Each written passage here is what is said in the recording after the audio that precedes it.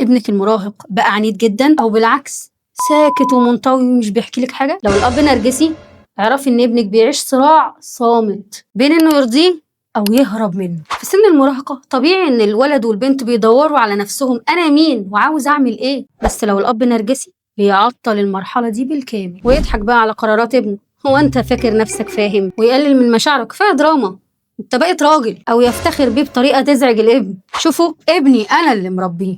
في كل الأحوال الابن مش شايف نفسه، هو شايف صورة الأب اللي بتغطي عليه. طب رد فعل ولادنا بقى بيبقى إيه؟ يا إما يتمرد ويزعق ويتخانق ويرفض كل حاجة حتى الصح، أو ينكمش ويسكت وينعزل ويبلع الإهانة ويسكت، وبيحاول يثبت نفسه بشتى الطرق حتى لو بالغلط. علاقات سطحية، إدمان محتوى، هروب، أنا مش كفاية، مهما عملت مش هعجبه. طب إزاي تتصرفي كأم؟ ما تهاجميش الأب قدامه، ده هيخلي الولد يدخل في صراع ولاء مؤلم.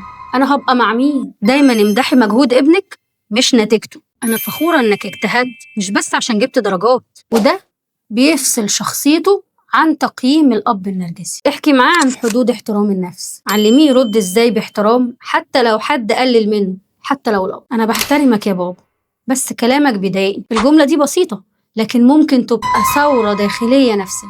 لو ابنك المراهق عايش في ظل أب نرجسي فأنتي الأمان اللي بيوزن الصورة. كلمي معاه، اسمعيه، خليكي جنبه مش فوقه. قوليلنا في التعليقات إيه أكتر كلمة ممكن تقوليها لابنك وممكن ترجع له ثقته في نفسه.